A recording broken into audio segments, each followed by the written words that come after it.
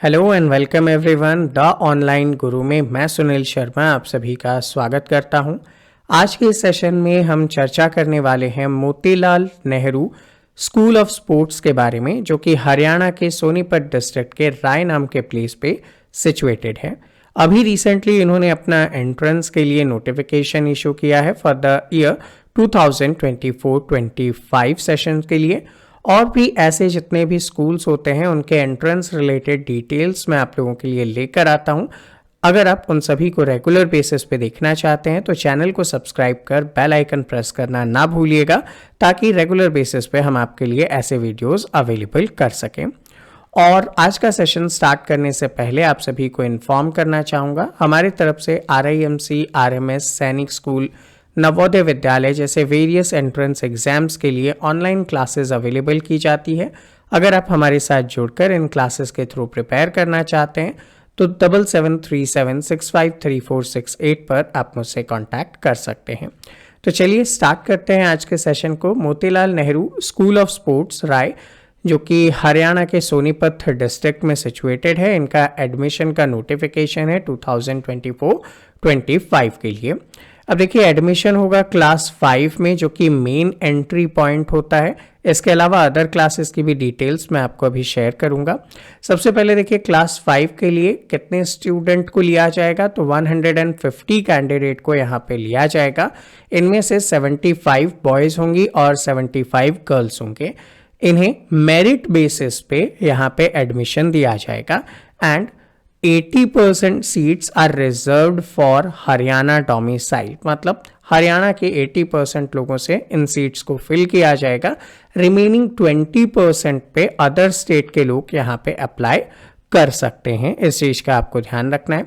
अब जब आप क्लास 5 के लिए अप्लाई कर रहे हैं तो एज ग्रुप भी मायने रखता है। 1 अप्रैल 2013 से 31 मार्च 2015 के बीच में अगर आपका बच्चा है तो वो इसके लिए एलिजिबल है।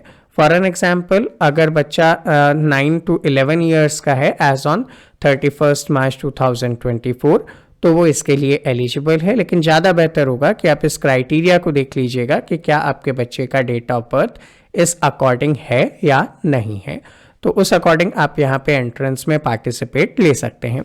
अब एज वेरिफिकेशन किया जाता है, चाहे वो स्पोर्ट्स फेडरेशन हो या कोई भी हो, तो हर जगह पे आपका डेट ऑफ बर्थ, चूँकि ये स्कूल स्पोर्ट्स को ज़्यादा डेडिकेटेड है तो वहाँ पे स्पोर्ट्स फेडरेशन वगैरह जैसे आपका डेट ऑफ बर्थ चेक करते हैं उसी हिसाब से यहाँ पे भी चेक किया जाएगा। तो उसके लिए कंफर्म कर लें कि आपके पास डेट ऑफ बर्थ का सर्टिफिकेट होना चाहिए म्युनिसिपल कॉर्पोरेशन का बना हुआ।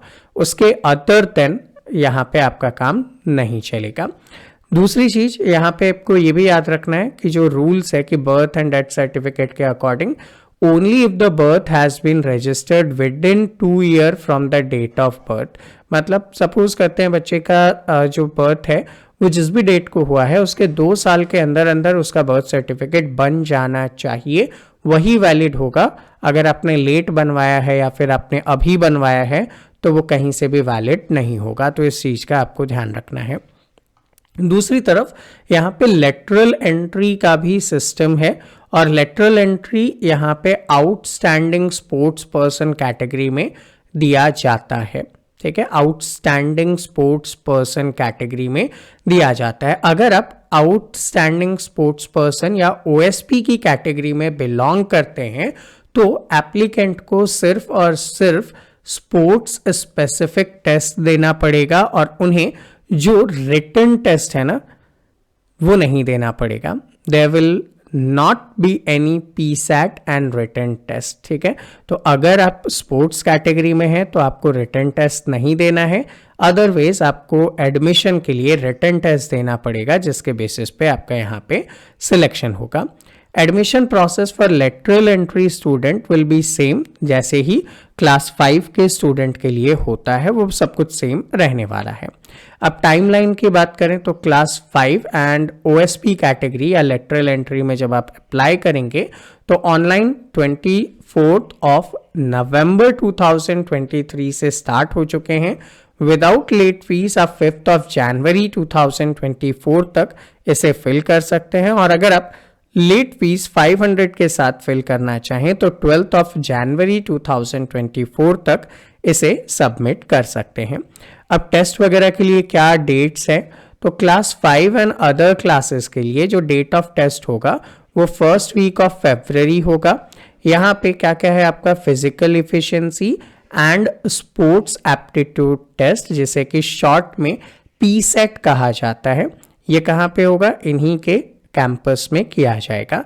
Secondly first week of March 2024 में रिटन टेस्ट होगा और उसके बाद आपका यहाँ पे एंट्रेंस होने वाला है। मतलब पहले आप physical efficiency and sports aptitude qualify करेंगे, उसके बाद आप रिटन टेस्ट क्वालिफाई करेंगे, उसके बाद आपको यहाँ पे एडमिशन दिया जाएगा। लेकिन अगर आप आउटस्टैंडिंग स्पोर्ट्स पर्सन की कैटेगरी में बिलोंग करते हैं तो आपको बाद में रिटन टेस्ट नहीं देना है, आप सिर्फ पीसेट क्लियर करके ही इसमें एडमिशन ले सकते हैं। ये इसका ओवरऑल आइडिया है।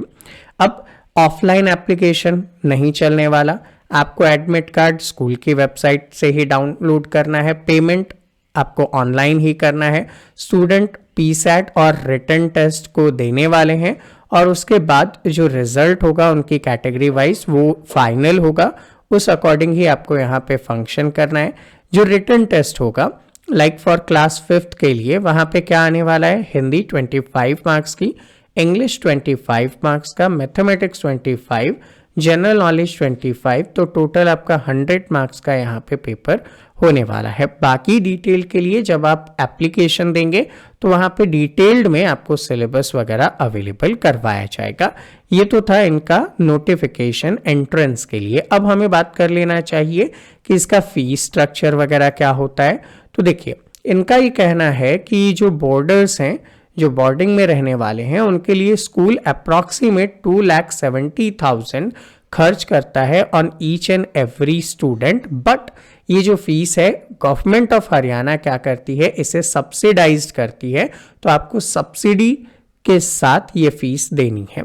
अब सब्सिडी के बाद ये फीस क्या होने वाली है, जैसे जो गर्ल स्टूडेंट हैं हरियाणा स्टेट की हैं, इनके अकॉर्डिंग जो खर्च है वो 2,70,000 पर एनम है।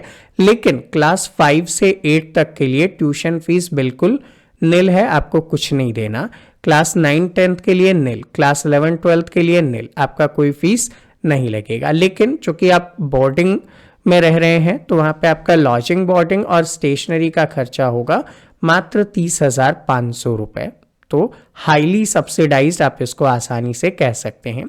सेकेंड थिंग, अगर आप पिंक और येलो कार्ड होल्डर हैं हरियाणा स्टेट के तो उनका भी ट्यूशन फीस निल है, लेकिन बोर्डिंग एंड लॉजिंग एक्सपेंसेस 30,500 आपको यहाँ पे करना पड़ेगा।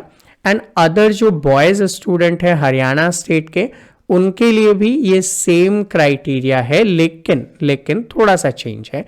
क्या, क्लास 5 to 8 में ट्यूशन फीस निल थी, लेकिन 9th और 10th में ये 6,000 है, जबकि 11 12th में 9,000 है और बाकी इसका सारा एज इट इज सेम था।